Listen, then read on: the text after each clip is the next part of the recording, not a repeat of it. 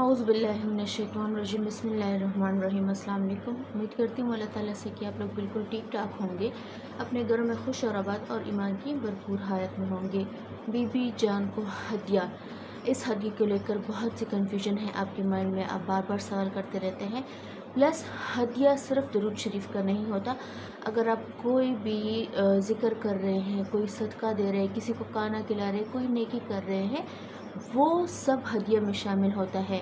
हमें तरीका नहीं आता, हमें तरीका बताया नहीं गया, इसलिए आज हम क्लियर इस पर बात करेंगे। और याद रखिए कि जब आप हदिया पेश करते हैं बीबी फ़ातिमा ज़हरा को, तो वो काम हो ही नहीं सकता कि वो सरअंजाम ना हो, वो मुश्किल टल ही नहीं सकती अगर आपने हदिया किया हो अपने ज़िक्र का, अपने अस्कार का, अपने सदक़ात का, और फिर वो बात ना बने।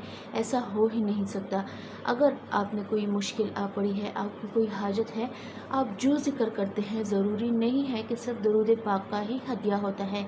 आप ज़िक्र कर रहे हैं, जो भी सदका हो, पहले कलमे का कर रहे हैं, दरूद पाक का कर रहे हैं, इस्तग़फ़ार का कर रहे हैं, यूँ इंटेंशनली आप ज़िक्र कर रहे हैं, कोई मिथ्स आप कुछ सूरतें पढ़ रहे हैं, कुछ आयत पढ़ रहे हैं, या आप किसी को खाना खिला रहे हैं, या आप डेली सदका देते हैं, या कोई और ऐसी नेकी है, किसी की हेल्प आप कर रहे हैं, किसी की फाइनेंशियल सपोर्ट आप कर रहे हैं, किसी का जहेज़ में हेल्प कर रहे हैं, किसी के शादी में कोई पैसे कम पड़ रहे हैं वो आप कर रहे हैं, किसी को उधार दे रहे हैं, कर्ज़ दे रहे हैं, कोई भी सदका किसी भी फॉर्म का, अगर आप ये हदिया आप सल्लल्लाहु अलैहि वसल्लम को या बीबी जान को हदिया पेश करते हैं और उनके नज़र करम से अपनी हाजतों का, अपने रिज़्क़ के बंद दरवाज़े खोलने का, अपनी मुश्किलात के ख़त्म होने का आप हर अल्लाह ताला से दुआ करते हैं, तो इंशाअल्लाह वो काम आपका पाए तकमील तक पहुँचेगा, और ऐसे पहुँचेगा कि आपको वहम गुमान भी नहीं होगा।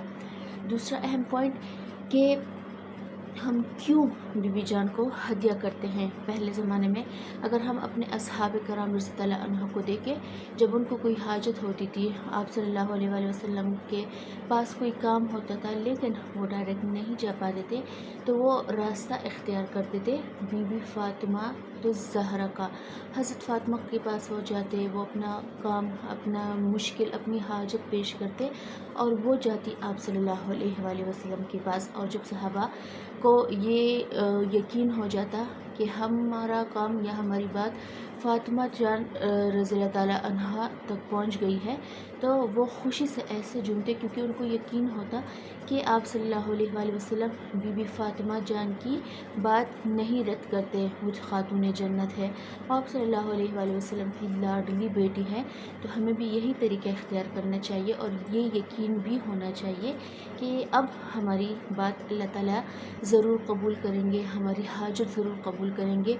कुछ लोग नफ़ल का कहते हैं, अगर आप इस कंडीशन में हैं कि आप नफ़ल अदा कर सकती हैं, अपने हाथ पाँव पर ठीक है, आप इबादत ठीक तरह से अदा कर सकती हैं, आपके पास टाइम है, आप अपना माइंड सेट इस नफ़ल के लिए ऐसा करती हैं कि आपकी सोच कहीं और ना जाए, या किसी काम की जल्दी ना हो, तो बेशक नफ़ल भी कर ले अपने अस्कार के बाद, और नफ़ल के बाद हदिया पेश कर दे आप सल्लल्लाहु अलैहि वसल्लम को या बीबी जान को, तो इंशाल्लाह आपके काम ज़रूर होंगे। जो लोग नफ़ल अदा नहीं करना चाहते, तो उनके लिए भी ऐसी कोई टफ सिचुएशन नहीं है कि नफ़ल अदा करना लाजमी है।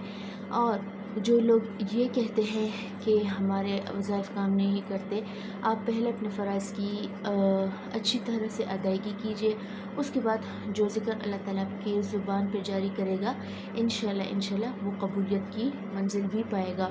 अपना और अपनी फैमिली का ढेर सारा ख्याल रखिए। आज जुमे का दिन है, जितना हो सके आप सल्लल्लाहु अलैहि वसल्लम पर दरूद पाक पेश कीजिए, अपना सलाम पेश कीजिए, और नेकोकारों में अपना नाम लिखवाइए। मुझे मेरी फैमिली की दुआ में याद रखिए।